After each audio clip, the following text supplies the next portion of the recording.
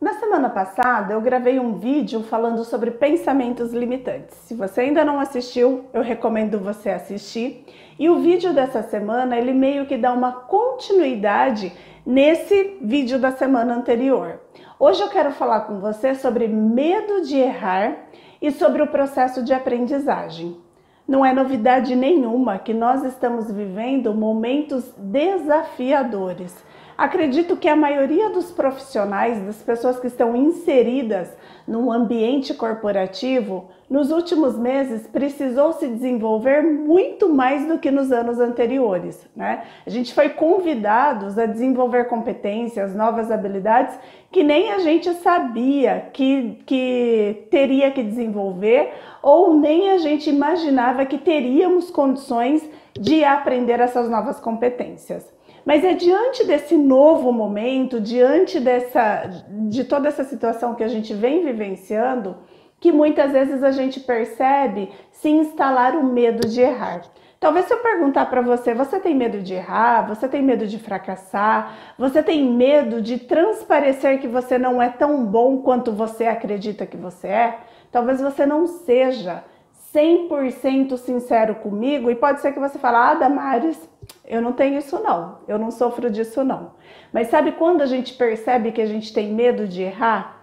Quando diante de uma situação nova, a gente já vem com alguns pensamentos limitantes, por isso que eu falei que o vídeo da semana passada iria fazer sentido no vídeo de hoje, mas quando a gente vem com alguns pensamentos limitantes, com algumas crenças limitantes, e a gente já usa frases do tipo assim, isso não é para mim, eu não consigo, isso é muito difícil, eu não consigo aprender. Né? Quando a gente utiliza essas frases, isso indica que por trás disso o que está imperando é o nosso medo de errar. Por que a gente tem tanto medo de errar? E temos, tá? Eu sou um ser humano, trabalho com muitas pessoas, eu vejo esse processo humano acontecer em mim, como também vejo acontecer com as pessoas com que eu atendo, com as pessoas com que eu trabalho. Todo mundo tem medo de errar. E por que a gente tem tanto medo de errar? A primeira coisa que acontece, o primeiro ponto que eu quero levar você a refletir nesse vídeo, é a questão de que nós, principalmente os adultos, né? Porque a criança ela não tem medo de errar, é por isso que a criança ela aprende tão rápido, né? O nosso cérebro na infância ele está num processo ali de aprendizagem e a gente aprende tudo muito rápido porque a criança ela não tem esse medo de errar, mas o adulto ele tem o medo de errar. E por que a gente tem tanto medo de errar na vida adulta? Porque a gente tem já uma série de competências, uma série de habilidades que a gente sabe fazer e que domina, né? Que entra ali na nossa zona de conforto, né? Dentro do seu trabalho, assim como eu dentro do meu trabalho, existe uma série de coisas que eu sei fazer e faço até de olho fechado, né? Que há tanto tempo eu já desenvolvo, há tanto tempo eu faço que para mim é natural fazer, assim como deve acontecer com você também. Tem uma série de habilidades, uma série de competências que você já domina, então você faz e faz com tranquilidade. Essas competências, essas habilidades que nós temos, elas estão na nossa zona de conforto, ou a gente pode chamar também de zona de competências, que é onde eu faço, onde eu ajo com muita naturalidade. Todas as vezes que um novo processo de aprendizagem se instala, eu vou precisar desenvolver um conjunto de competências, um conjunto de habilidades que eu ainda não tenho. E quando eu vou precisar desenvolver, eu vou entrar numa outra zona que se chama zona de incompetência. Por que incompetência? Porque eu ainda não domino. Também conhecida como zona de aprendizagem. Só que uma coisa que acontece com nós, seres humanos, que é diferente da criança, a criança quando ela vai para a zona de aprendizagem, ela experimenta, ela se permite, ela brinca, para ela é todo um processo de brincadeira. Mas nós adultos, quando nós vamos para essa zona do desconhecido, essa zona de aprendizagem, a gente leva a bagagem que a gente já tem. E quando leva a bagagem que a gente já tem, a gente faz uma comparação. A gente fica se comparando com aquilo que a gente já sabe fazer, com aquilo que eu sou competente, com aquilo que eu ainda não tenho competência. E isso vai me gerando mais ainda a sensação de incompetência. Vou te dar um exemplo para ficar bem claro. Falo português fluentemente, porém ainda, tem muitas palavras que eu desconheço e estou aprendendo a cada dia mais.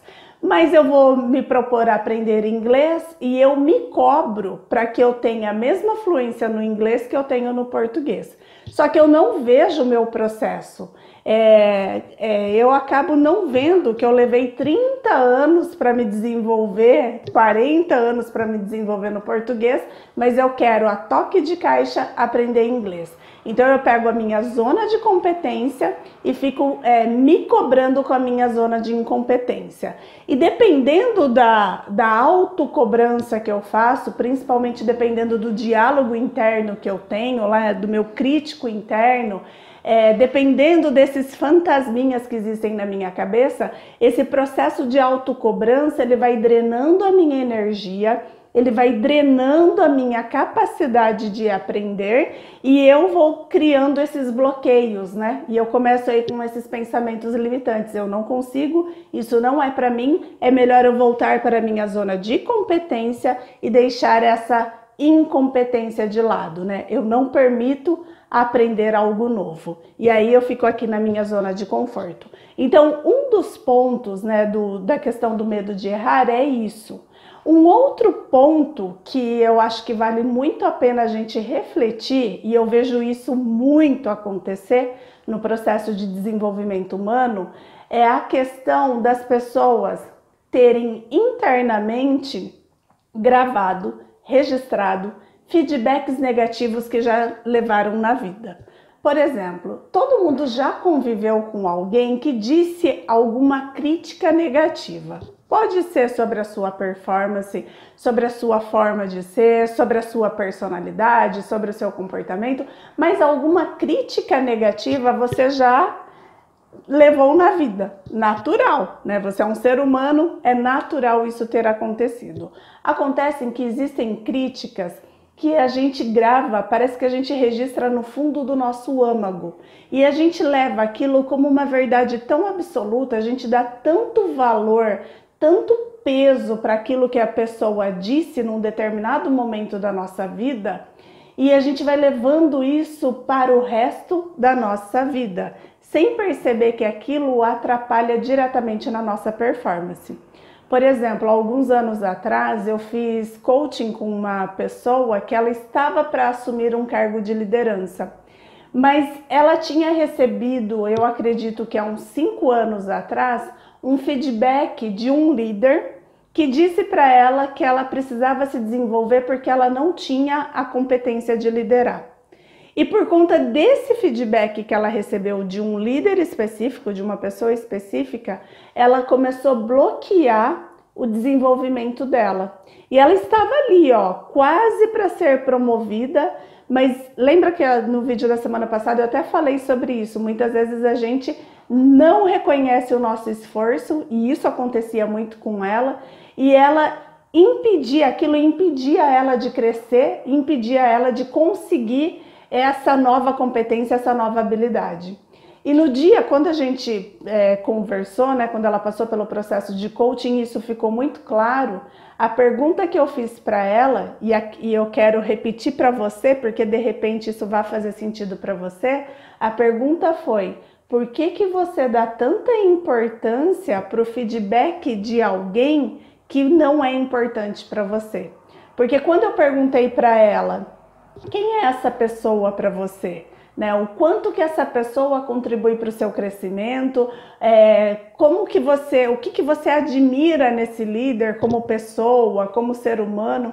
Ela me falou um monte de coisas negativas, Não tinha nada que ela olhasse para ele e ela falasse assim, não, essa é uma pessoa que vale a pena, essa é uma pessoa que eu me inspiro. Não, ela só olhava de forma negativa para essa pessoa. No entanto, ela estava dando muito peso para uma opinião pessoal dele.